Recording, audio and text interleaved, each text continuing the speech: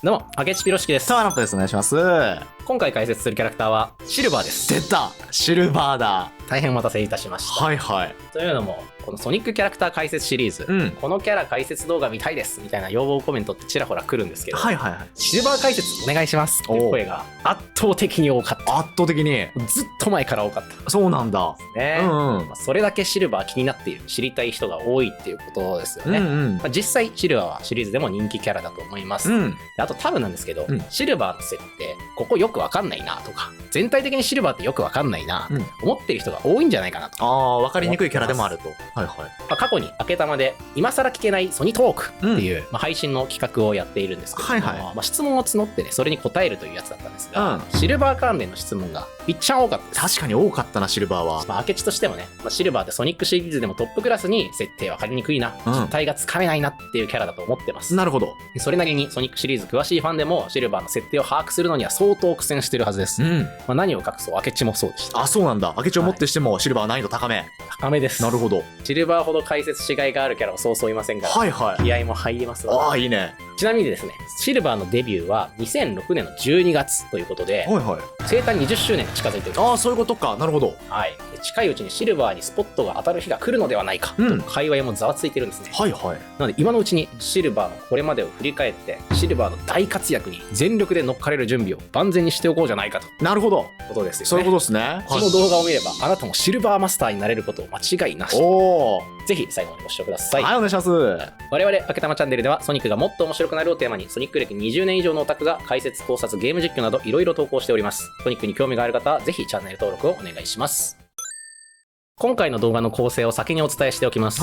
前半はシルバーの基礎解説。シルバーのことを気になってるけど、どこから触れたらいいのかわからない。そんな人のために最低限押さえておきたい情報をまとめて解説します。シルバーの土台となるキャラクター設定、シリーズにおける立ち位置、物語の原点である初登場作品のストーリーを解説します。後半はシルバーの設定の分かりづらさ、完全解明。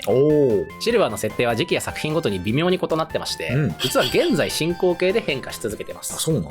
これまで語られた設定を整理して、それらがどう変化して、現在はどんな形に落ち着いているのかを解説します。日本未発売作品であるソニックライバルズや、最近何かと話題のアメコミシリーズももちろんカバー。さすがだね。ここが知りたかった。ここが分からなかった。シルバーに関するモヤモヤとも、これでおさらばです。なるほど。頼もしいね。では早速、シルバーの基礎解説。シルバーとはどんなキャラクターなのかをざっくり紹介します。はい、お願いします。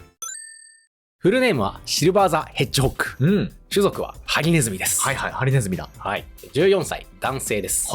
例によって、今、シリーズ公式からは年齢設定なくなってるんですけれども、初登場時は14歳という設定でした。なるほど。身長100センチ、体重35キロ。これはソニックとかシャドウと同じですね。なるほど。ハリネズミみんなこの体重、身長と。そうなんだね。どんなキャラクターなのか、ソニックチャンネルの紹介文を引用させてもらうんですけど、未来世界からやってきた超能力を操る白銀のハリネズミ。正義感が強く、どんな絶望的な状況でも希望を捨てないまっすぐで優しい性格。世界の平和と人々の笑顔を自己犠牲を払ってでも守ろうとする。めっちゃ正義の味方っぽい確かにね感じですよね。で、気になるのは未来世界からやってきた。確かに。とか超能力を操る。なんか特徴的な設定を持っていそうです。ブレイズにも増してなんかややこしそうですね。そうだね、確かに。この辺は後々また詳しく解説していきます。了解です。好きなもの、嫌いなものもちょっと触れておくんですけど、好きなもの、平和な世界、青い空。なんか素敵なやつだな、こいつは。大丈夫かこいつ大丈夫か。平和な世界で青い空。何を抱えてるんだよ、シルバーは。嫌いなものもそうですよね。悪。イブリス。悪、すごいなんかヒーローですね、シルバーは。悪を嫌うと。アンパンマンみたいな。本当だね。わかりやすくヒーローだな。イブリスというのはね、作品で敵対している敵の名前ですね。なるほどなるほど。で、ここには書かれてないんですけど、好きな食べ物はリンゴだとそうなんだ。言われています。素朴だね。言われてるというか、ここちょっとぼやかされ続けていますね。そうなんだ。好きなもの設定にリンゴとかその食べ物とかないんですけど、シルバーといえばリンゴみたいなことを公式でも言っているぐらいには、リンゴを食べてるシ人が多くてですね、はいはいはい。好きな食べ物はリンゴなのではないかというのがファンの間ではもう共通認識ああ、そうなんだ。感じですね。なるほどね。はい、基本的にソニックの味方側のキャラクターです、うん。ゲーム上だとライバルキャラ的な登場の仕方をすることもあるんですが、キャラ設定上はソニックとの関係性って別にライバルじゃないんですよね。ほうほう。普通に仲間のキャラクターです、で、ビジュアルについても触れておきましょう、うん。特徴的な針の形をしていますね、なんかこうもみじみたいにああ、確かにね。広がっているんですけど、うんうん一応これもみじを本当にイメージしたらしいですね。あ、そうなんだ。はいへーでモフモフしたシャドウのような胸毛も生えています。はい、豊かな胸毛も。なるほど。光る模様のグローブやブーツを着用してまして、未来感とか、世界観の違いを感じられるやっぱデザインになってますよね。確かにな。ちょっとした小ネタなんですけど、この腕についているリングなんですが、これ開閉式なんですよね、実は。へえ。意外と知られてない事実。ほうほう。はい、イラストだと開いてるんですけど、これ閉じることもできてですね、本当は普段は閉じていて、こうシルバーが超能力の力を使う時だけ開いて、その光るというギミックが搭載されてたんですよ。あ、そうなんだ。でもこれが描写されたのは初登場作品であるソニック最直06のみ。はい、その後の作品では描かれない。描かれず、へえ。いつも開きっぱなしというね。これなんでなんでしょうかね。なるほどね。はい、コンセプトアートの段階で描かれていた設定なので、まあそのたまたまではなくて、もともとはそういう設定だったと。あ、そうなんだ。そうですね。シャドウもね、両手にこうリミッターリングとかつけてますけど、それでこう力を制御してるみたいなね、描写があったりする中で、シルバーももしかしたら初登場はそんな設定も盛り込まれていたのではという感じなのかな。そういうことですね。いろいろ想像はかき立てられますが、残念ながら今は使われなくなった設定となってます。そうなんだ。なるほど。初登場作品はちょっとたびたび名前出てますが、2006年発売のプレイステーション3、Xbox360 用ソフト、ソニック・ザ・ヘッジホッグですね。ソニック06とか、新ソニとか呼ばれますね。はいはい。はい、もうこの動画ではずっと新ソニと呼ばせてください。なるほど。はい。で、ソニック、シャドウと並び主人公の一人としてデビューします。ちょっぱな主人公デビューですね。そういうことですよね。ソニック、シャドウに並ぶって結構華々しいデビューですよね。ストーリーはどんな感じだったかあらすじだけ話しておくと、荒廃した未来世界を救うためにソニックたちの時代にタイムトラベルしてきて、諸悪の根源とされるイブリーストリガーなるものの打倒に奔走するというお話でした。正義の味方っぽいことをしてたんですね。また超能力を使ったアクションも新鮮な作品でして、ソニック、シャドウとも違う唯一無二の遊びを提供してくれたんですね。ああ、なるほど。このゲーム的な遊びの面でもちょっと特色を出していたという感じなのかな。はい。超能力を遺憾なく発揮するアクションを楽しむことができました。へその後の活躍なんですけど、日本未発売作品ではあるんですが、PSP ソフト、ソニックライバルズとその続編のソニックライバルズ2にもプレイヤブルキャラの一人として登場しました。で、物語の核心を担う重要キャラクターとして活躍したんですね。日本未発売なので、日本のファンはあまり触れる人が少なくてですね、ちょっと残念なんですけれども、そんな活躍も登場していました。なるほど。その後も多くの作品に登場してまして、レースゲームだったりマリオ&ソニックシリーズといった番外作にも頻繁にプレイヤブル参戦しており、ソニックファミリーの一員としてもおなじみの存在になっています。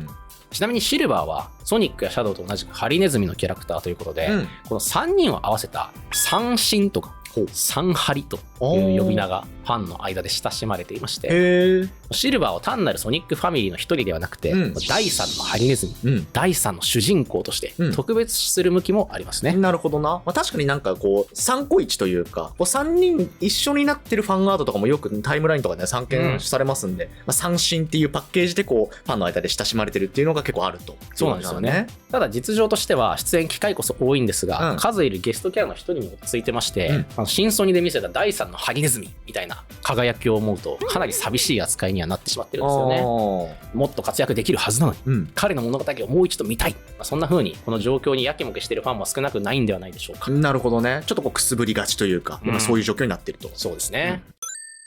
シルバーがどんなキャラかざっくり分かったところで、続いてはシルバーのキャラクター設定の詳細を見ていきます。はい、お願いします。まずシルバーの特徴として押さえておきたいことは、未来世界からやってきたということ、超能力を操るということ、正義感が強く希望を捨てない性格であるということ。先ほどソニックチャンネルの紹介文に登場していた、要素たちですよね。なるほど。ここを1個ずつ細かく見ていきます。まず未来世界からやってきたというところについてですね。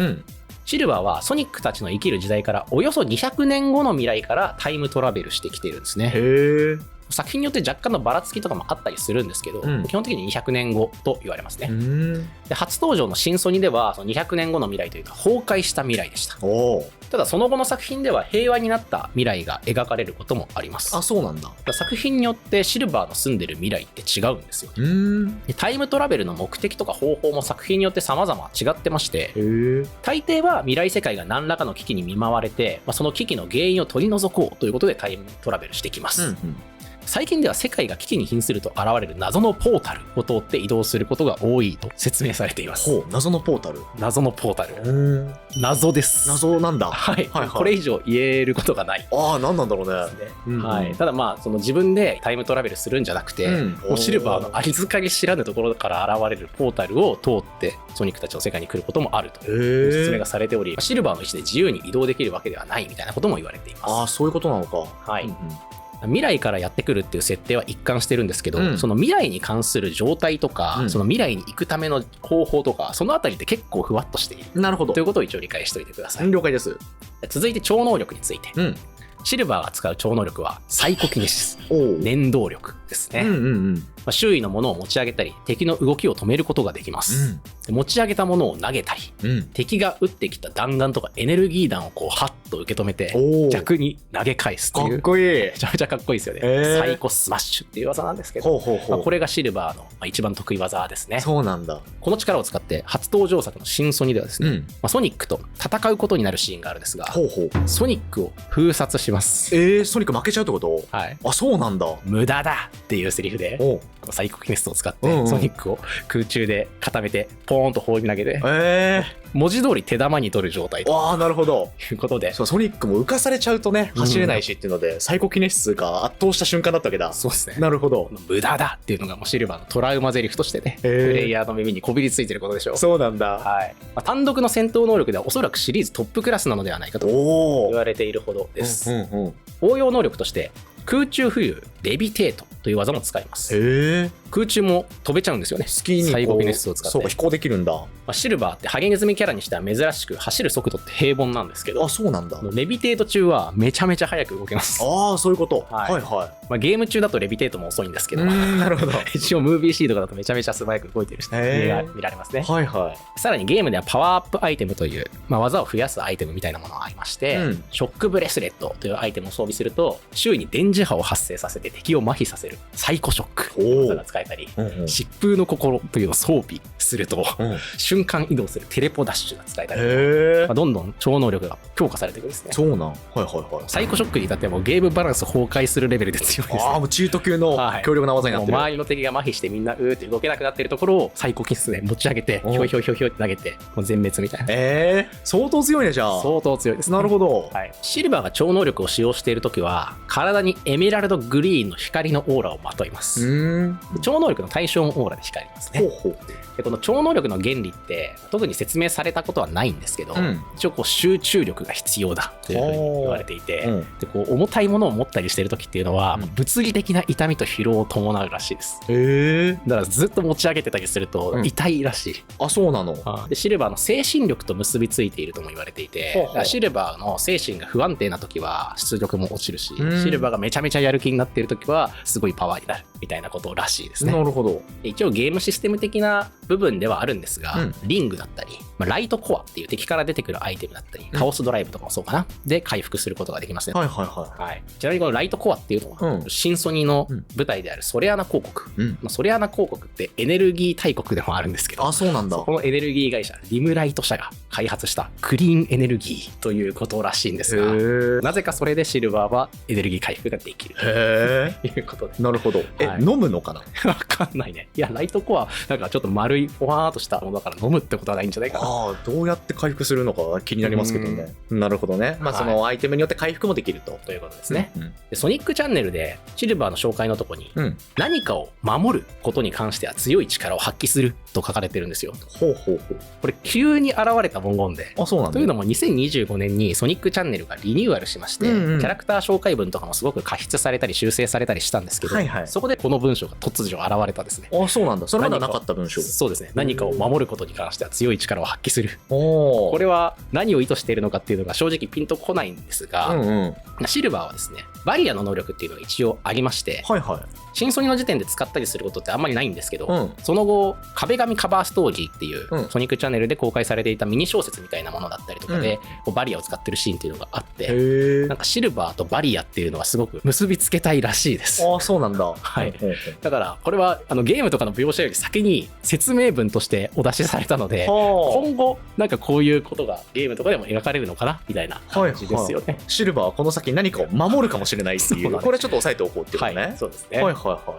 い。あとシルバーの超能力とは別の話なんですが、能力としてカオスコントロールやスーパー化も可能です。あ、それもいけんのかい。すごいな。カオスエメラルドの力が使えるんですね。ほうほうほう。はい、最初から使えたわけではなくて、その新ソニの物語の中で、標的と対峙する中でこう覚醒していくんですけど、なんで使えるのかっていうのは説明されてません。ほう。はい、これカオスコントロールとかっていうのはシャドウの誕生に関わっているブラックドゥーム、このブラックドゥームの細胞が関与していると言われているんですが、はいはいはい。なぜシルバーは使えるのか。ああ、そういうことか。確かに気になるね。シャドウ自身もそれを見て驚いてたんですね。ほう。貴様カオスコントロールをってこう驚くんですけど、それについては特に言及されないですよ。理由については。はい、ここも気になるところなんですが、一応スーパー化とかもできるぞということですね。なるほどね。はい。なんかずるくないですか？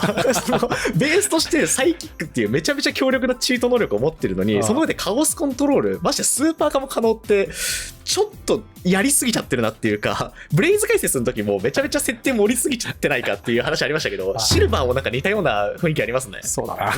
はい。まあそんな感じでね、シルバーはすごく能力がたくさんありますと。なるほど。ちなみにスーパー化している時はバリア使えるんですよ。あ、そうなんだ。そう、スーパー買う時だけバリア使えるっていう状態でしたね。なるほど。一応補足すると。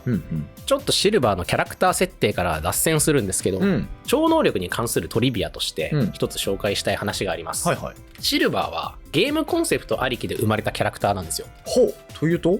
シルバーの持つサイコキネシスなんですが、もともとはフィフスファントムサーガという別のゲームのアイディアだったんですね。あ、そう、別のゲームのアイディアから。はい。そこから拝借していたんですよ。そうなんだ。シルバーの初登場作品ソニック・ザ・ヘッジホッグは次世代機プレイステーション3および Xbox360 用として開発されていました。でこのフィフスファントムサーガもですね、同時期に物理エンジンを利用したリアルな動きを特徴とするゲームとして計画されていました。次世代機のパワーを使ってめちゃめちゃリアルな動きをするゲームを作ろうぜという動きがあったんですね。なるほど。でそれがですね、ソニックの新作とくっついたんですよ。あ、そうなの？はい。ソニックの新作でこれやろうということになりました。でサイコキネシスを使うキャラクターを出そう。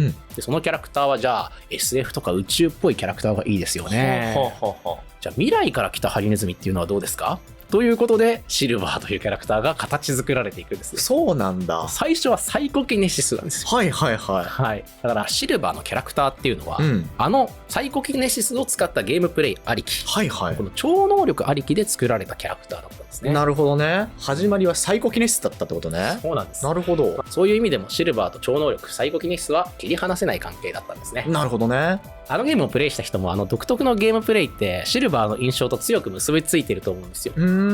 超能力を使っていろんなギミックを動かして、なんか決まったルートじゃなくてこっちの道実は物に乗っかって進めばいけるんじゃないかとか、鉄格子があったらそれをギってこうサイコキネシスで曲げてルート開拓したりとか、いろんな仕組みがあって、めちゃめちゃ新鮮だったんですよね。シルバーとサイコキネシスって聞くと悪名高い玉転がしダスティーデザートのビリヤードを思い出して頭がってなってる人もたくさんいることでしょう。わかんないけど難しいステージだったのかな。まあそんなのもね印象深いということで、このゲームプレイというのもすごくシルバーの人気だったりとか印象に寄与していると思います。なるほどね。続いてシルバーの性格ですね。正義感が強くて希望を捨てない。シルバーには有名なセリフがあります。希望はあるさ、捨てない限り。これがね、もうシルバー代表セリフと言ってもいいですね。ただ正義感が強いとは言われてるんですが、シルバーが願ってるのはあくまで平和の維持であって悪の撲滅ではないと言われてます。敵を倒したいというよりはその平和な状態を作りたいよということなんだよね。とはいえ悪に厳しい面もしっかりあります。で優しく献身的で自分が大変な時であっても困ってる人の助けになろうとします。誰かの笑顔や世界の平和のために自己犠牲はいとわない。なるほどな。めちゃめちゃいいやつです。なんかまっすぐ正義の味方だね、本当。で正々堂々していて相手が誰であろうと手加減はしません。あと好奇心旺盛でチャレンジ精神があってもう何でもやるんです。へーいろんなことに挑戦しますほうほう。で、努力家でそれを上手くなるためにコツコツ頑張るっていうやつですね。はあはい。なんかいいやつすぎるっていうか、弱点はないんですか？まあそうですよね。うんそう思いますよね。ん。まあ、ともすればソニック以上にヒーロー然としていて、うんもう完全無欠な男にしか見えないんですが、そうそう。まあ、そんなシルバーにもちゃんと欠点はあります。はいはまあ、真面目でまっすぐな性格ゆえに、い。うん。まあ疑うことを知らないんですね。あ、そうなんだ。はい、うんまあ、ちょっとお人よしというかね、うん。であとはこうだって決めたら結構突っ走っちゃうというか、はあはあはあ。ちょっと盲信なところがありまして、うん。こう純粋すぎるゆえの危うさみたいなものあがあります。まっすぐすぎてっていうところなのかな。そうですねなるほどなるほど。まあ、そうかと思えば、うん。こう目的のために誰かを犠牲にしていいのかなとか、自分の行いって正しいのかなうん。みたいなことを迷ったり悩んだりするっていうねああ、なるほど。ところもあって、うん。まあ、ここはシルバーの美点でもあって弱さでもあるのかなとはあはあ。思いますね。そうかそうか。じゃあ考えなしにまっすぐというわけではなくて、その中にも一応葛藤があったりはするわけだね。そうですね。なるほどね。うん、シルバーってこうクールでスマート寄りの見た目じゃないですか。うんう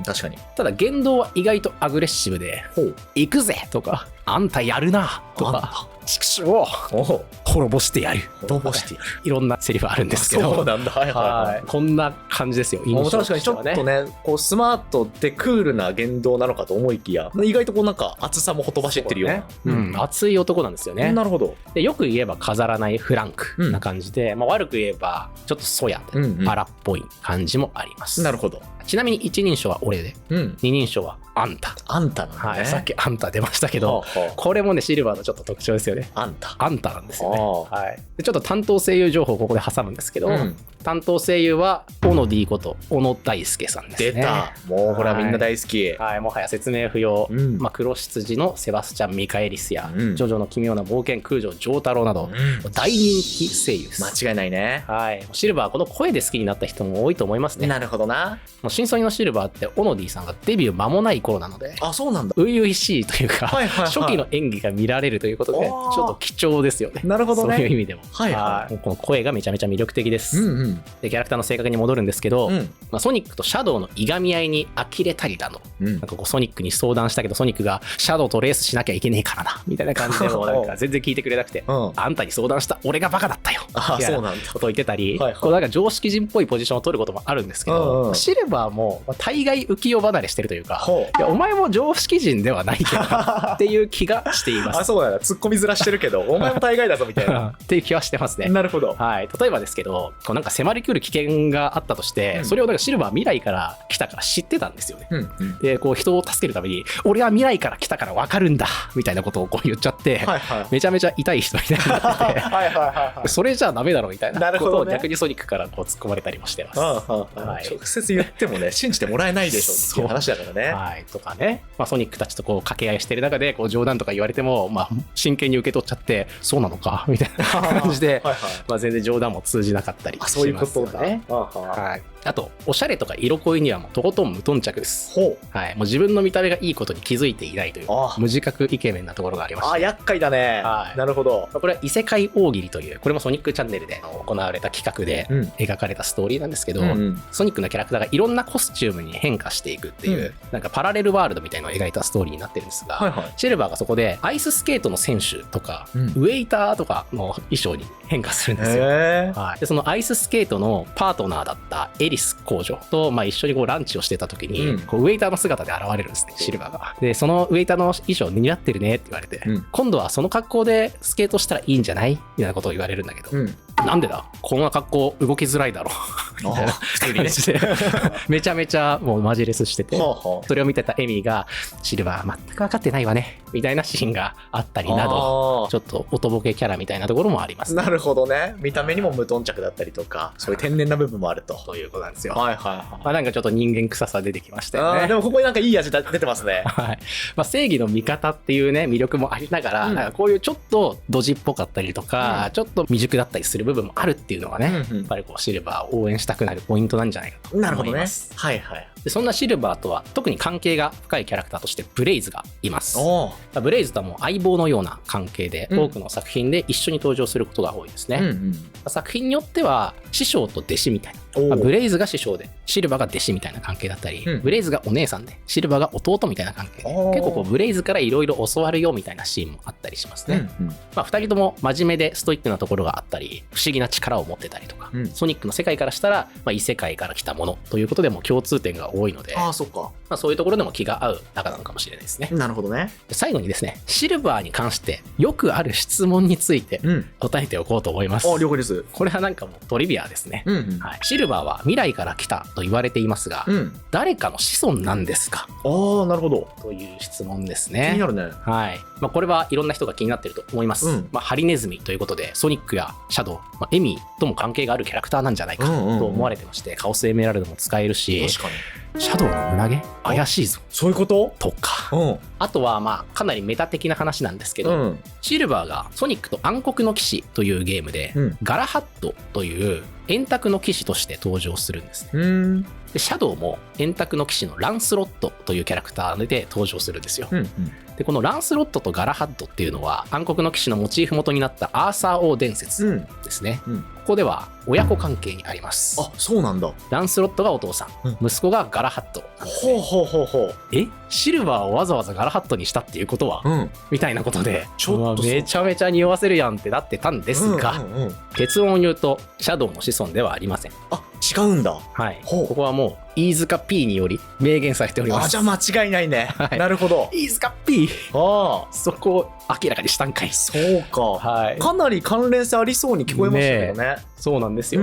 カオスエメラルド使える、胸毛も生えてる、ハリネズミ、で円卓の騎士としての関係性も親子関係、これはってなるよね。なるね。いやそう思ってたんですよ、多くのファンは。でもそれは否定されたんですね。なるほどね。もう飯塚 P が正式にこれは否定していると。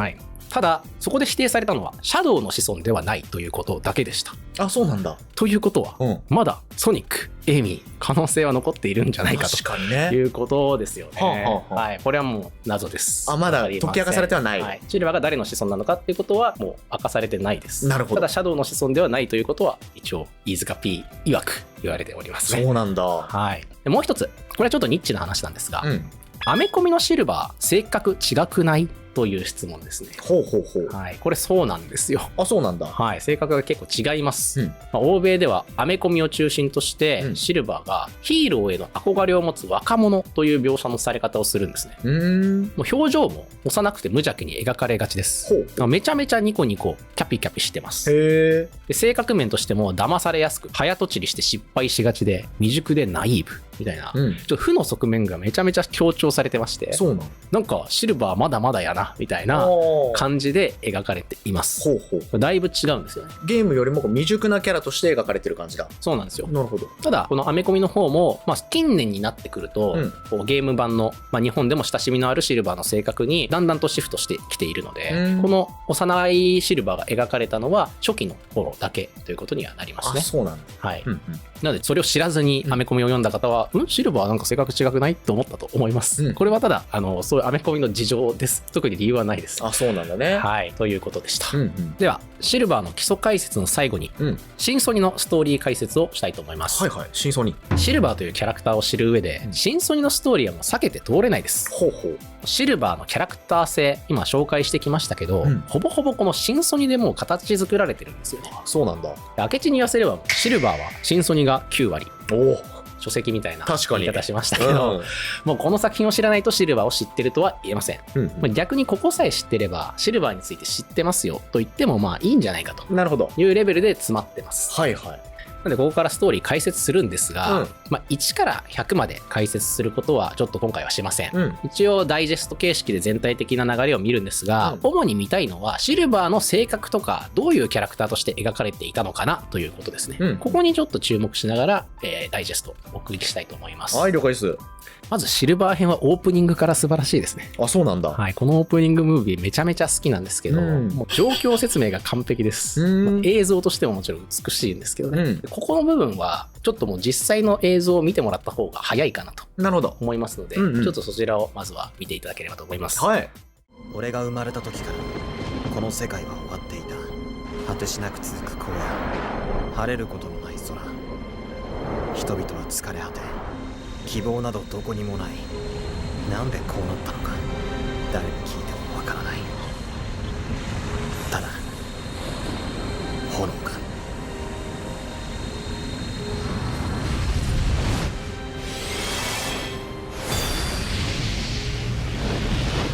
この炎だ、俺たちの世界を焼き払い、全てを壊した。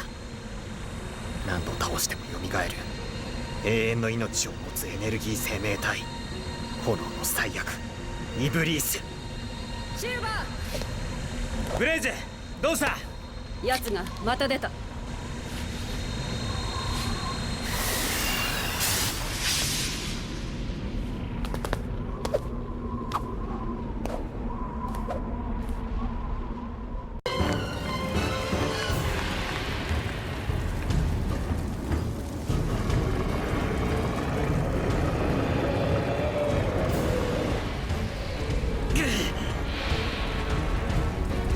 いい加減にしやがれ、この化け物が！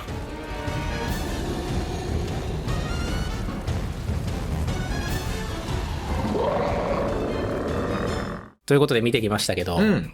もう世界が終わってたというところから始まるんですよ、はいはいははい、めちゃめちゃなんかセンセーショナルな始まり方ですよね、い。うん。生まれた時からこの世界が終わっていた、うん。そうで確かにね。この希望がなくなってしまった世界、炎に包まれた世界の中でシルバーはイブリスと戦い続けていると。うん。でブレイズが一緒に行動をしております、はいはい。本当にシルバーが生きている世界の背景を端的に紹介してくれた映像ということですね、うん、なるほど。はい、もうシリアスな世界観が一発で分かったんじゃないかなと思います、うんうん。でシルバーはこうイブリスと戦うんですけど、うん。いい加減にしやがれこの化け物がっつってほ戦うんですけう。ど、うん。何度でも復活しちゃうんですね、ああ、そうなんね。はい説明もされてましたけど、うんイブリスで倒しても復活をします、うんうん。でシルバーはこんなんじゃいつになったって終わりゃしないっつって、うん。イラついてるんですね、はいはそれでも戦い続けていると、い。うん。戦いをやめてしまったらもうそれがジエンドですからなるほどな。戦い続けるしかないんですよ、まあ、過酷な運命を背負わされてるよね、急に。という焦燥感あふれるオープニングからスタートしていきます。なるほどな。でそこにですね、真実を知れ、謎の声が聞こえます、うん。上を見上げると、うん。シャドウにそっくりの謎の男がいたんですね。はいはいはこいつがメフィレスい。出です。た。メフィレス。シンソニーで登場する、うん敵キャラクターなんですけどね、うんうん。はい、メフィレスが登場します、うん現在が壊れているというなら過去を変えてしまえばいいのさ。メフィレスは時間を移動する力を持っているらしいんですよね、ああ、そうなんだ。でこの歴史を変えるにはイブリースを生み出す引き金となった人物イブリーストリガーを排除してしまえばいいと。ほうほうほイブリースを生み出す引き金となった人物がいるぞとう。はいはいうことを教えます、い。うんうんうん。初めて知るわけですよね。そんなやつがいたんだそうか。ということで、うん。でそいつがいる時代に戻って、うんそいつを殺してしまえばいいんだよはいはい。ということを言ってくるわけです、うんうん。で本当にそいつを殺せばこの世界が救われるんだなうん。と、シルバーは半信半疑ながらもうん。今となっては唯一の希望ですから、うん。その話に乗るわけです。はいはいはでメフィレスはシルバーにそのイブリーストリガーはこいつだというのを見せます、でその姿というのがソニックだったんですい。ああ、もねう。ソニックね。うん。はい見えたこの青いハリネズミがイブリーストリガーはいはということでシルバーはこいつを殺すために過去に戻ろうとい。なるほど。いうことになっていきます。はいはい。メフィレスの話を聞いて、このイブリースが生まれ続けている元凶、イブリーストリガー、これが、ソニックであるということも知って、こいつを倒すために動き始める。ということなんですよね。なるほどな。はい。このシーンっていうのは、うんメフィレスがシルバーを騙してるんですよね。はいはいはい。これ嘘なんですよ。うん。嘘なんですけど、シルバーはもう絶望的な状況で、うん。後がないので、うんもうこれにすがりつくしかないんですよ。なるほど。明らかにメフィレス怪しいやつなんですけど、うん。そういうことならやるしかねえかと。うん。今このまま戦い続けても拉致が開かないですからね。うん。とはいえ、シルバーもソニックを殺す気満々というか、うんなんか目的のためというかかなり血の気が多い印象を受けますよね。そうなんだ。はい。シルバーもね、戦い続けていますから、これまで。うん。は戦いの中だけで生きてきた男なので、あはあ。そういう意味ではしょうがないのかなという気はします。そうか。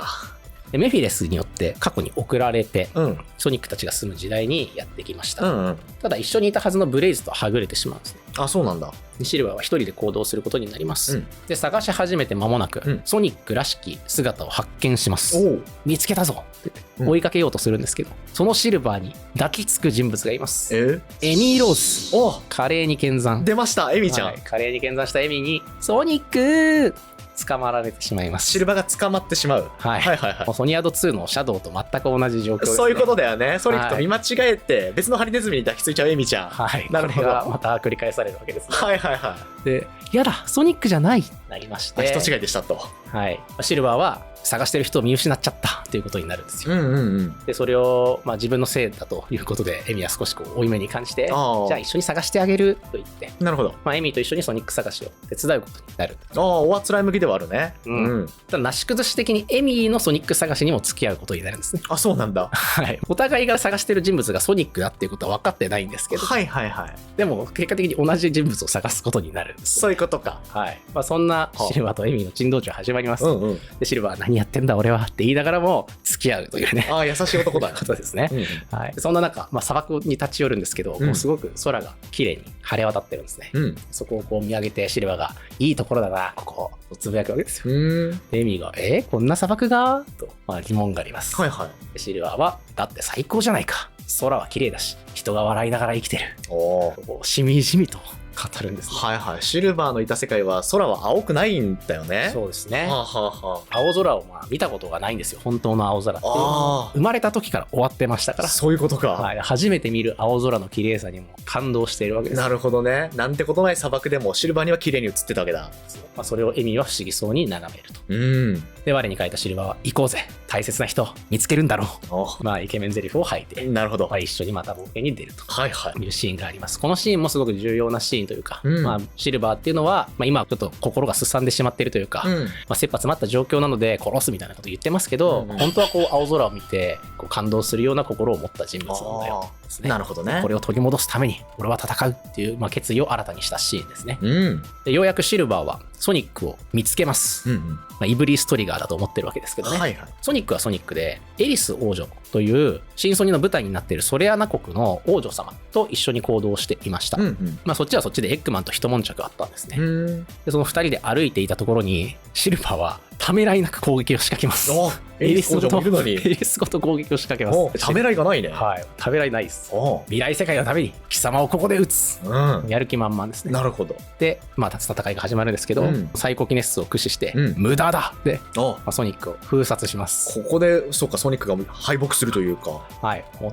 ボコボコにされるんですね。すごいね、シルバこの程度か。あんたさ、本当に世界を滅ぼした元凶なのか。ー。うわ、なあっけなさすら感じてるってこと煽りムーブまでしている。はあはあお前こんなやつだったのっていうシーンなんですけど。なるほど。はい、だいぶなんか余裕ぶってますよねさ。すがだね。はい。もうソニックにとどめを刺すかという時に、うん。エミーが立ちはだかるんですね。ほう。エミーがソニックをかばいます。うんでシルバーが、エミー、そこをどいてくれと言うんですけど、はいはい。絶対嫌とこう、ああ。手こでも動かないんですね。うんうんうん。で、最初からあなたソニックを殺すつもりで、エミーに聞かれて、ああいつは未来を滅ぼす張本人なんだあ。うんって言うんですけど、これもメフィレスに聞いた話なんで本当かどうかわかんないんですけど、ね。そんなの嘘よ。ソニックがそんなことするわけない。本当なんだ。この先の未来のどこかで、あいつは世界を滅ぼす。もう平行線に。はいはいはエミーは信じないそんなの。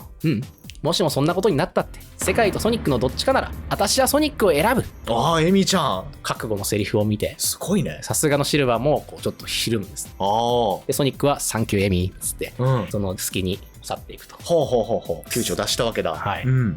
そういう出来事を経てう、んシルバーは自分のやってることは本当に正しいのかと迷うんですよ。ああ、なるほど。仲良くしてくれたエミー、うんで自分もエミーと過ごす中でちょっと親しくなっていたわけですから、うんそのエミーがあんな剣幕で守っている男、うん。そいつを自分はよく分からずに殺そうとしている。確かに。これは本当に正しいことなのかな、うん。ということを迷い始めます。確かにね。まあ、一歩引いて考えたらめちゃくちゃなことやってますますよね。そうなんですよ目的のためっていうことでもう今俺にしかできないということでうん突っ走っていたんだけど、うんよくよく考えてみればこれっておかしいよなということを、一度考えるわけですね。なるほどね。で一人でこう海を見ながら黄昏れるんですよ。うん。そのところにですねはぐれていたブレイズがようやく合流します。おー、はいはい。こんなところにいたのかシルバー合流するんですね。うん。誰かを殺して世界を救うそれって正しいことなのかなシルバーがつぶやくわけです。うん。それを聞いたブレイズは青いな。出た。はい、これブレイズ解説でも言いましたね。う青いなですよ。ん。なるほど。達観してるんだよね、この辺のブレイズは。はい、正しいとか間違っているとかそれは私にもわからない。ただ確かなのはこの機会を逃せば未来世界は救われないままだということだ。うん、冷静だ。冷静なアドバイスを投げかけて、うん。シルバーもうなずくんですね。なるほどね。とうなずいています。でその後メフィレスに再会をします。うんメフィレスはその辺に立ってるんですね。その辺に立ってるんだ、その辺にメフィレスは。立ってます。ほうほう。でそのメフィレスに教えてくれ、イブリストリガーとは何なんだ、どうして奴が世界を滅ぼすことになる、うんこれは聞いてなかったですからね。確かにね。そうまずここからだまけどね。ずここからなんだよ。うなんでソニックを殺さなきゃいけないの、あいつが何をしでかすって言うのってことは聞きますよ。ん。なるほど。しかしメフィレス、それを知ってどうする、君が手を下さなければ未来は救われないままだよ、永遠にね。全然教えてくれないんです教ね。えてよ、早く。教えてくれないです。ごまかされちゃってますけど。時間がないぞと。あソニックは今向こうに向かってる、今しかチャンスはないぞとちょっとあ。せかされてしまってなるほど。シルバーもちょっとモヤモヤしながらも、うんしょうがないっつって、しょうがないかな。しょうがい。ないっつってこう行きますね。で追いかけた先でソニックとまた戦うことになりそうなんですが、うん。今度はシャドウが助けに来ます。おう。シャドウは何やら事情を知ってそうなんですよ。へえ。でソニック先に行けみたいな感じで、うんうん。今度はソニックはシャドウに助けられて窮地を脱します。なるほど。シャドウと対峙するシルバー、うん。でシルバーからはメフィレスに見えてるんですよ、シャドウが。あ、そういうことめ。ちゃめちゃ似てるんで、そっかそっか。メフィレスなぜ邪魔をする、うんうん。僕はメフィレスじゃない。あ、普通にね。まあ普通に、うんはい僕はシャドウザヘッジホッグつってこう戦い始めて、はいはまあそれなりにこうやり合うんですけど、うんシルバーもシャドウにはちょっと苦戦するんですね。い。さすがだな、シャドウは。さすがのシャドウあで有名なシャドウのシルバーへの後頭部キックが炸裂して、あ。あ、そうなんだ。はい、シルバーは敗北します。後頭部キックが炸裂するんだね。はい、もうダウンするかと思いきや、うん立ち上がるシルバー、おう。諦めてたまるか、俺の手にかかってるんだ、こんなところでこう諦めの悪さを発揮して、はいはい。なんと土壇場のうん見よう見まねカオスコントロールを発動し、え、シルバーが。はい、ほう。でカオスコントロールをシャドウも同時に発動してたんですね。ほう。で2つのカオスコントロールがぶつかることによってほうダブルカオスコントロールになっておう。時空の歪みが発生します。ほう。とんでもないエネルギーが渦巻いてるよ。はい、2つ同時にカオスコントロールを発動すると、うん時空に穴が開くんですよ。ほうほう。めちゃくちゃっすよね。はいうん。はでそれが開いちゃうんですね、あは季節して。あ。なるほど。でそれがイブリース発生の原因になったであろう10年前の時代にほう。つながっていたんですね。へえ。 10年前にソラリスプロジェクトといううん。極秘の研究が行われていて、ほう。実はそのソラリスプロジェクトの失敗によってイブリースが生まれていたほう。というのが真実だったんですよ。そうなの。でそれをシャドウは突き止めていました。あ、さすがだな。なのでシャドウはイブリースだったりメフィレスのこともすでに知っていたんです。なるほど、なるほど。でその過去のポータルが開いたのを見てお互いに真実を知る必要があるようだな。でシャドウはシルバーを誘って10年前のソラリスプロジェクトが行われていた研究施設へと向かいます。おお。急展開を迎えていますね。確かに真実に向かって進み始めてる。はい。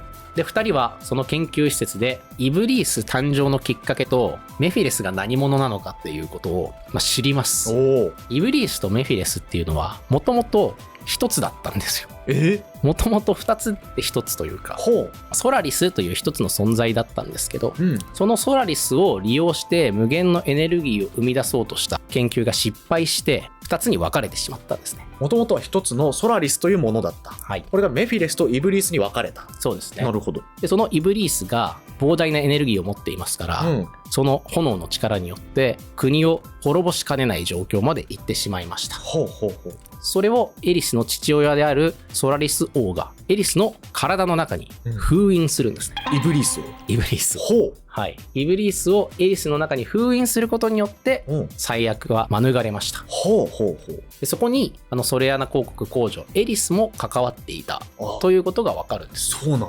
そしてメフィレスは一人取り残されてしまいます。はいはいはい。そのメフィレスも過去に戻ってきていたシャドウによって封印されてるんですね。あ、そうなの？はい。実はメフィレスはその10年前に過去に戻ってきたシャドウによって封印されてしまうんですよ。ほうほう。はい。すごくこうややこしい状況にはなってるんですけど、確かそういうことが10年前にあったんだ。に。うん。ということが分かり、シルバーは、メフィレスってイブリースの仲間じゃんっていうことがまず分かります、確かにね。じゃあおかしいよな。うん。でソニック全然関わってないな、うん。でイブリースは今ソニックと一緒にいた王女様の中に封印されてるぞ。うん。うん。で今メフィレスは復活したよな、うん。うん。イブリースを取り戻したいはずだよな、うん。というようなことまできっと思い至ったはずです。はいはい。シルバーからはね、いろいろ見え始めてきたね。はい、これでもゲーム上ではシルバーがそこに気づいたっていうことは説明されないですけど、ああ、そうなんだ。プレイヤー側としてはそうじゃねっていう風になるわけで、なるほどおそらくシルバーも同じように考えているでしょうとはあはあいうことですね。この話おかしくねえかってといいうう。ことに気づき始めます。なるほど。で過去の真実を知ったシルバーは現代に戻ってきます、うん現代っていうのはソニックたちの時代ですね。うん。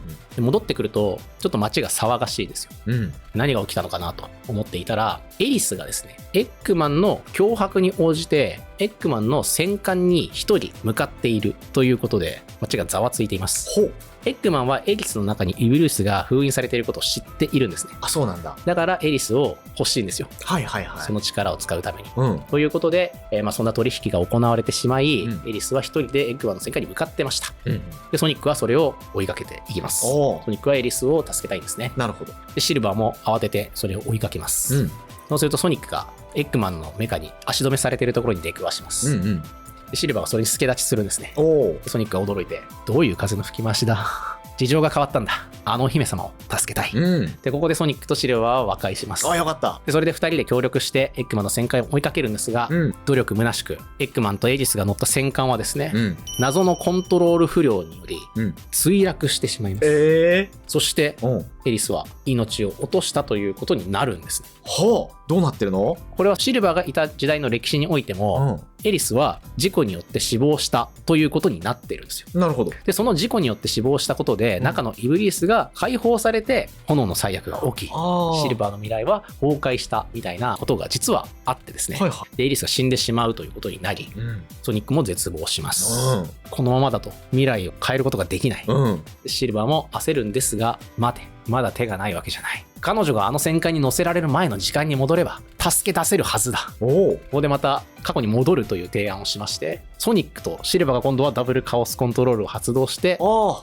ソニックをエリスが死ぬ直前の時間に送り出します、一方シルバーは別にそこに同行するわけではなく、うん。シルバーはシルバーで自分のいた未来に戻ってほう、自分のいた未来は自分で救い出そうほう。ということで、はいはい。現代から未来に戻ります。そうなんだ。はい。うん。ここちょっと違和感あるかもしれないですけどね。うんうん。現代でイブリース云々のことを解決して、うんそれが全部解決してから未来に戻れば平和になってるんじゃないのって思うんですが、うんうん。エリスの中に封印されちゃってる以上、うん。イブリースどうにもできなくないっていうことだったのかな。このソニックを殺せばうん。解決しますって思っていたけど、うんうんそうじゃなかった。うんうん。でエリスの中にいるやつをどうすればいいかみたいなことは特に知らないから。はいはい。でもシルバーはそのエリスの中にイブリースが封印された瞬間を見てたんで、ああ、そうなんだ。こうやってイブリース封印するんだっていうのは見てたんですね。ほうほう。だから俺にもできるかもって思ったわけですよ。ほう。じゃあ未来に戻ってそこにいるイブリース封印できんじゃねということで未来に戻ります。ああ、なるほどね。まあ、ソニックだったらエリスがいる現代でやることってもうなさそうだなっていうのが一つと、うんエリスの中にイブリースを封印したあの方法を見た自分だったら同じことができるんじゃないかと思って未来で解決することできるんじゃないかと思い戻ったと。そうですね。あ、そうなんだ。そういうことなんですよ。なるほどね。はい。なんかそうなんだっていう感じですけどね。まあまあまあまあでもそういうことに出ます。なるほど。で未来にブレイズと一緒に戻っていくんですね。うんうん。でもちろんそのまんまの未来がそこにあるわけですよ。うんうん来た時通りの未来がありました。うん。過去を変えなくても俺はこの世界を救ってみせる、うんでイブリスの元に向かいます、うん。でこれで本当に終わりにしてやるぜ。シルバーは手に持っていたカオスエメラルドを使って、うん。カオスエメラルドよ俺に力を貸してくれ。うん。このエリスにイブリースを封印した時のこう呪文みたいなやつを聞いてたので、おーその呪文をこう真似して、はいはイブリースを封印しようとしまい。す、うん。なんですけど、うまくいかないんですね。あ、そうなんね。やり方間違ってなかったっぽいんですけど、うまくいかないです。うん。でうーってこう苦しみ出してシルバーが、うん畜生俺じゃ器になりきれないってのかほう。で苦しみ出しています、はいはいはい。それをこう隣で見てたブレイズが、うん。ポンと肩に手を置き、うん。うん。私が連れて行こはうでシルバーはみたいになるんだけど、いは心配するな私もまた心に炎を宿すものゆえの使い手だってブレイズがカオスエメラルドをこう受け取って、うんおーっとこうイブリースを体に封印し始めます、い。うんうんうん。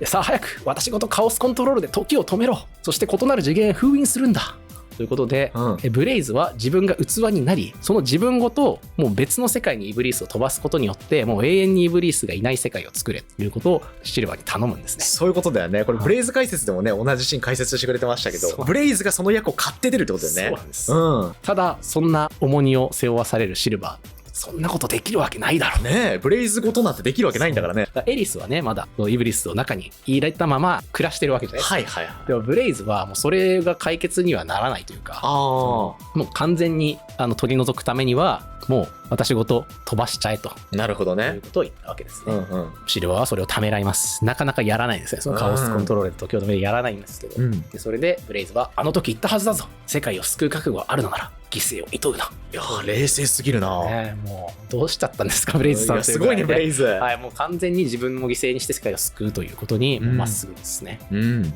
まあ、シルバーはそれでも納得できないです。うん。だってあんたは仲間じゃないか。うん。世界を救うために一緒に戦ってくれた仲間だろ。なあ。ねえ、最初からずっと2人でいたわけだもんね。そうなんですよ、うんどのぐらい一緒にね戦ってきたのかわからないですけど、うんまあ本当にシルバーとブレイズ2人だけがもうずっと戦ってきたというようにまあ見えますし、うん。まあ、それを犠牲にすることはできないと。うん。それに対してブレイズ、うん。やはり青いな。でもお前のそういう青さは嫌いじゃない。うん。と言って自分で自分を封印します。ほブレイズーとシルバーが言ってる間もなくですね、ブレイズ自分で力を発動してうん異次元に飛んでいきまう。す。むちゃくちゃな話っすよね。うわーって消えていっちゃうんですね。はでシルバーに向かって微笑みながら頑張れよシルバーと言って、うんファッとイブリスごと消えます。あ。ああ、もう本当にブレイズが全部解決してくれましたっていう。その雲はファッと晴れてああ。は青空が戻ってきておーブレイズがいた場所にはこう太陽が輝き、あ。崩壊した世界だけれども青空が広がり光が降り注ぐ、そはの中心に佇むシルバーということでシルバー編が終わります。あ。なるほどね。まあまあまあ、本当ね、ブレイズ解説でも語られたシナリオだけど、やっぱもう、ラストに関してはブレイズが全部やってくれましただし、すごい解決力だなっていうそうだ印象ですけどね。はい、まあブレイズのねキャラクター性だったりこのブレイズが何を伝えたかったのかみたいなことはブレイズ解説の方で結構詳しく解説したんですけど、うん。まあ、シルバーとしてはもうずっと自分を鼓舞してうん自己犠牲というかね、世界のためにどんなにボロボロになっても戦い続けてきたんですよ。だうんか。らもうシルバーは自分を犠牲にする気満々だったんですよね。はいはいで。最終的にも自分の命を差し出すというか自分の中に封印をして解決しようっていう覚悟を決めてやってきたんだけど、うん。途中で誰かを殺して世界を救うそれって正しいことなのかなってこう迷っていたじゃないですか。はいはい。それと同じでブレイズのことを犠牲にはできなかったんですよね。うん。ブレイズを犠牲にすれば世界が救えるよっていうことをブレイズが言っているのに、うんシルバーにはそれができなかったんですよ。はいはい。それって世界のためになってるのかというまあ疑問の投げかけにもなるよね。ああ、はあ、なるほど。だからブレイズは青いなって言ったんですけど、あでもブレイズはその青さは嫌いじゃない。あ。ブレイズネッキー。頑張れよシルバーと言あって去っていった。これを聞いた時のシルバーの気持ちですよね。あ、そうだね。確かに。どんな気持ちでねそれを見送ったのかうん。という、まあ、余韻の中、うん。シルバーのテーマソング「Dreams of an Absolution」神曲が流れ始めああ、てそうなんだ。エンディングになります。はいはいはいはいまあ、これでね真相にシルバー編終わりああ、おなんですけど疲れ様でした。なるほど。ここまでが新ソニのシルバー編のストーリー。そうですねいただきました。はい、ちょっとね拙い感じになってしまったかもしれないですが、うんまあ、ざっくりと流れを説明しました。このシナリオを聞いて、まあ、シルバーってじゃあどういう性格でしたか、どういう風に描かれてましたかっていうのをちょっと軽くおさらいするんですけど、はいはい。まあ、絶望する世界で一人希望を捨てずに戦い続けてました。うん。もう終わっていた世界だったんですけど、うんずっとイブリスと戦ってました、うんうん14歳ですよ。確かに。 14年間戦ってたんですよ。うん。で青空は一度も見たことがなかったんですけど、うん。これちょっとまあ裏設定というか後付け設定的な感じにはなるんですが、ソニックピクトという、ソニックチャンネルだったり公式の X アカウントで毎月投稿されている1枚絵シリーズというのがあります、はいはい。この1枚絵の中でですね、その未来世界でイブリースと戦っている頃のシルバーを描いたイラストというのが過去投稿されたことがあります。はいはい。でそこにですねビッグのイラストが描かれた雑誌が描かれているんですね。ほうほう。シルバーが雑誌を持っていて、うんその雑誌にはそのビッグが青空の下で釣りをしているっていう表紙だったんですよ。ほう、釣り雑誌なのかな、その雑誌の内容はわからないんあ、ですけど、そうかそうか。はい、ちょっとしたまあ小ネタというかね、まあ、ソニックピクトには必ずビッグにまつわるアイテムが隠されているみたいな小ネタがありますので、うんうんまあ、今回もそのビッグネタアイテムかなというだけなのかと思いきや、その青空が描かれている表紙をシルバーがその時代に見ていた。実はシルバーはその雑誌から青空の存在を知っていたということが、実はこれスタッフの方から語られています。あ、そうなんだ。これファンの深読みじゃなくて、はいはい、その絵を描いたスタッフさんがそういう意図かもみたいな感じで語ってるんですね。なるほどな。ちょっと匂わせというか。はあはあ。だからシルバーは実は青空っていうものを雑誌で見てたんですね。そういうことか。だから昔この世界って青かったんだなっていうのをそれだけで知ってたんですよ。うわ、なるほどね。本の中には描かれてる青い空、でも今はそうになってないと、いつか青空を見てみたいという気持ちでずっと戦い続けていたのかな。それが、シルバーの中の一つの原動力だったんだと思います。なるほどね。14年間戦い続けて終わりがないわけですよ。出口の見えない中、余裕もなくなってます。言葉遣いも荒っぽくて物騒になります。はいはい。殺してやるとか言いまくってますからね。確かに。戦いの日々で生きてきたからかも割と好戦的なんですよね。でも素は穏やかで優しい。内面としてはちゃんと優しい心も持ってて、エミーとかエリスとか、ソレアナの人たちの手助けもしていました。だから目的のため、平和な未来を実現するためだったら殺しも厭わないような覚悟、自分の犠牲を厭わない覚悟みたいなものを持っていながら、仲間を犠牲にすることとか誰かの大切な人を奪うみたいなことには戸惑いとかためらいがあったんですよね。なるほどね。そういうところがこう描かれたストーリーだったのかなと思います。もちろんそのメフィレスに騙されやすい部分だったりとかもあったとは思うんですけど、核としては絶望した世界の中で青空を見たいとかっていうことで戦い続けて、でも素は優しいよね。で自分の犠牲は厭わないけど誰かの犠牲は許せないやつなんだよね、っていうことが真相に描かれたシルバーの一番重要なポイントかなと思います。なるほどな。でそんな青さ、青いなと言われたシルバーがブレイズに肯定をされて託されていったというのがすごく美しいエンディングかなと思いますね。この青空を取り戻した世界でシルバーはどんな未来を生きていくんでしょうかね。確かにその未来が描かれることはありませんでした。ありませんでしただ。ないんだ。シルバーはこの先何をどうやって生きていくんだろうって気になってるけど、これなぜなのか、これは新ソニのラストストーリーにて語られます。ラストストーリーのあらすじは本当に軽く説明しますね。ソニック、シャドウ、シルバーがそれぞれ戦いを終えて、ソニックはエッグマンの元からエリスを助け出しました。でシャドウは、メフィレスとの因縁に決着をつけました。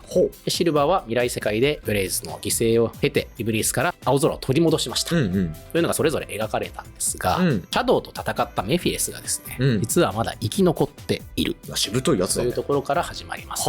そのメフィレスがですね、エリスとソニックが仲睦まじく散歩をしていたところに忍び寄り、後ろから一刺し、ソニックを貫き、ソニックは即死します。死んじゃうの？ソニック死亡。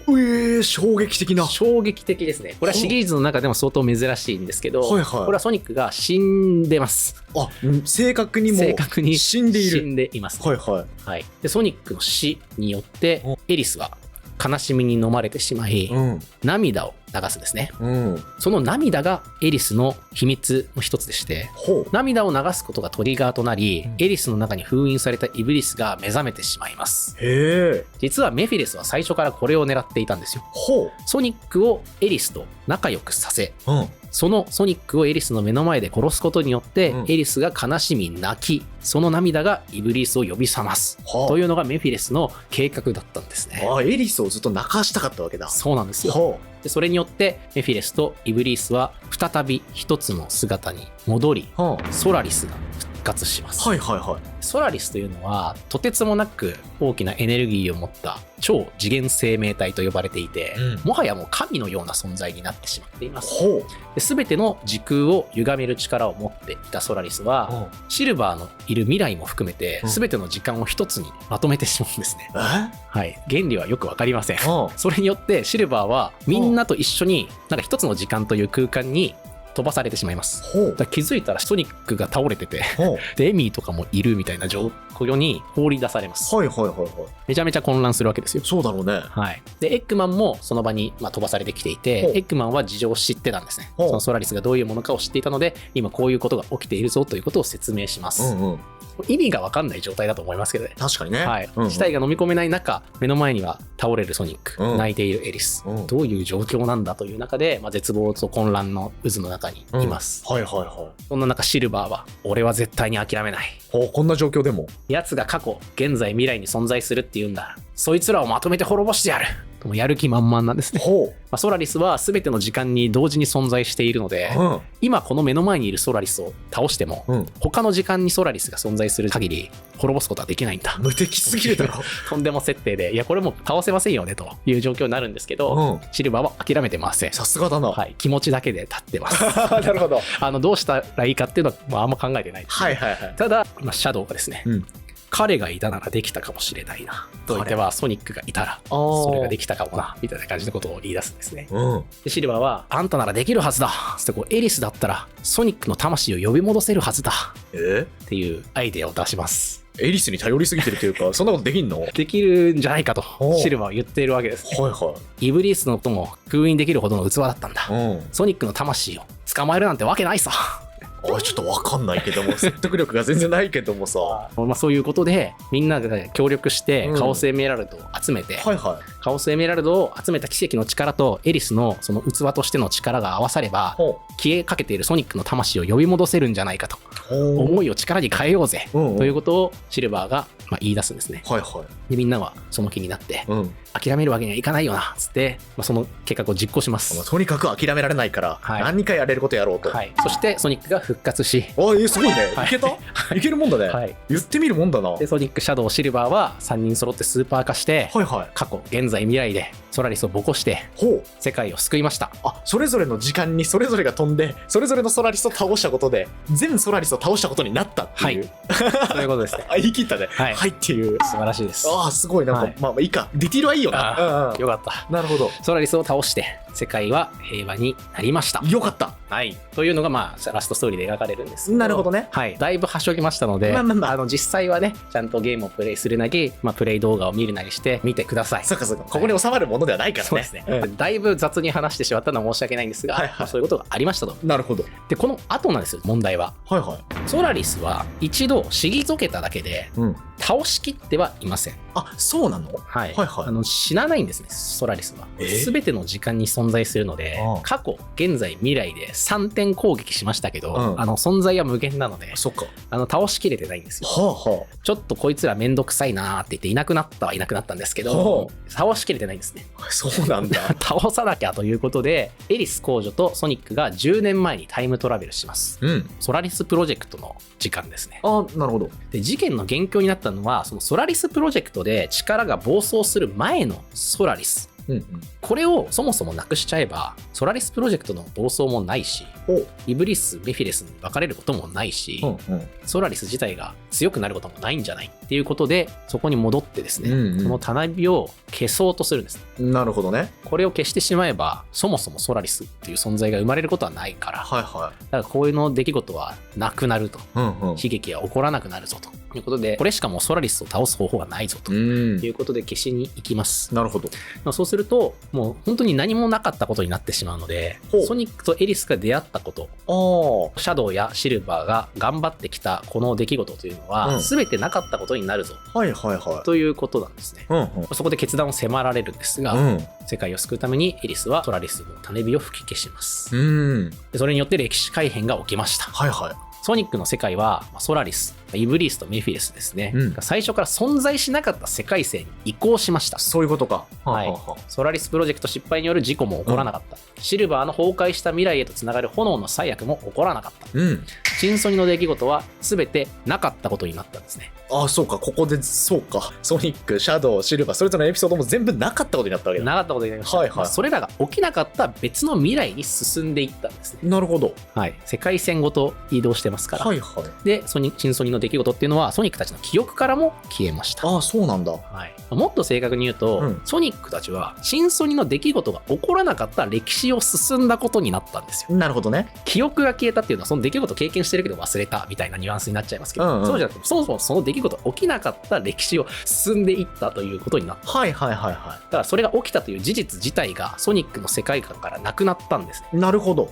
すごく複雑なんですけど、はいはいそういうことになってます。ます。なるほどね。じゃあシルバーはうん。シルバーはその後どうなったの？うん。新ソニではそれが描かれません。あ、そうなんだ。はい誰も知らないんですね。はい。新ソニのシルバーはブレイズがいなくなった後復活したソラリスによって時間が圧縮されたというか融合してしまって、うんみんなと一緒のところに来ました。うん。で絶対諦めないって言ってエリスを励まして、うんソニックを復活させソニックたちと一緒にソラリスを起こしました。その後のことが語られるのってソニックとエリスだけで他のみんながどうなったのかっていうのは全く語られないんですね。ほう。これは分かりません。そうなんだ。でソニックもシャドウもエミーもエリスもブレイズもシルバーのことを覚えてません。え、みんな忘れてしまったんですね。そうなの？はい、だから彼が懸命に生きてうん戦い続けて、うん世界を救った英雄だっていう記憶はプレイヤーの我々の中だけに残り続けているとそういうこと？もうなかったことになっちゃってんの？なかったことになっています。これが新ソニで起きた出来事です。おい、なんで新ソニこれすごいな。どういうこと？以上が新ソニのシルバーの物語の解説でした。はい、いただきましたけども、ちょっと終盤はちょっと衝撃の連続で、うんちょっと頭の整理も追いついてないような状況ですけど。そうですね。うんまあ、正直言うと新ソニのストーリー自体もやっぱりタイムトラベルとか、うんタイムパラドックスとかパラレルワールドとかはい歴史改変とか結構複雑な作りをしてまして、そうかそうかでキャラクターも3人いて、まあ、群像劇になっていたりだとかするので、結構新ソニのストーリー自体も複雑なんですね。うんだからさらにそれをちょっと今回ははしょってダイジェスト形式でだいぶ雑に語ってしまったのではあはあ余計よく分かんなかったなっていう感じになってしまったと思うんですけど、うんまあ、そのシルバーがどういう人物でどういう風に戦って、うんで歴史が消えてしまったことによってシルバーはどうなったんだみたいな状況を伝えたかったのでなるほどなるほど。この話をしているので、はいはいちょっとそこはご了承いただきたいですね。まあまあシルバーについてはよくわかりましたね。はいなるほどな。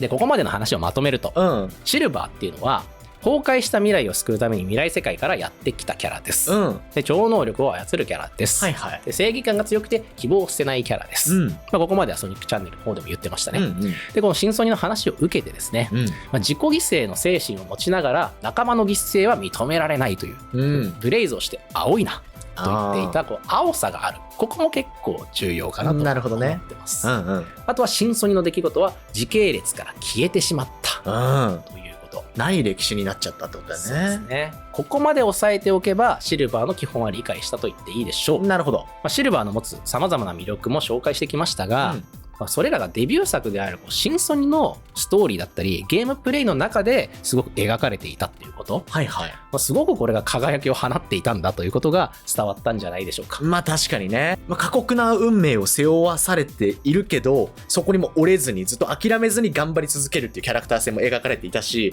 まあ、終盤は怒涛の展開の末にこの歴史はなかったことになったんだっていう衝撃の事実も認識できたんで、なんかシルバーについてこういうキャラなんだなっていうのは解像度上がったんじゃないかなっていう感じですいやね。よかったです。うん。まあ、新ソニはこう世界観上は歴史改変によってなかったことになっているという、まあ、シリーズでも異色な扱いの作品なんですね。はいはい。これってやっぱりシリーズに親しんでる人じゃないと知らないことだと思うので、そういうことだまあここはやっぱり押さえておきたいところですね。なるほどこれはシルバーを理解するっていうことだけじゃなくてソニックシリーズ全体のストーリーだったり世界観の理解にもかなり重要になるポイントです。なるほど。じゃあですよ、うんシルバー自身はどうなったの、うん歴史改変によって消えちゃったの、はいはい。まあ、ここ疑問ですよね。気になるね。シルバーはその後の作品にも登場してます。はいはいはまあ、これは皆さんも知ってるんじゃないでい。しょうか。うんうんうん。はい、じゃあそのシルバーって一体何者なんですか。そういうことだよね。新ソニシルバーと同一人物って言えるの？うん。イブリースが生まれなかった世界で生きてきたシルバーってこと？うん。はいまあ、謎は謎を呼びます、はい。それを次のパートで詳しく解説していきます。ああ、了解です。